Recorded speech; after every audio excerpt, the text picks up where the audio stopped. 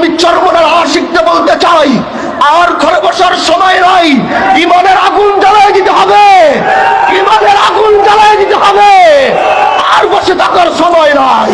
আগামীর বাংলাদেশ ইসলামের বাংলাদেশ হবে, আগামীর সংসদে আমরা কোরআন চাই।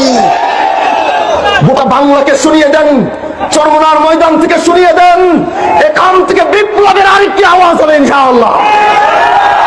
নারে তাকবীর।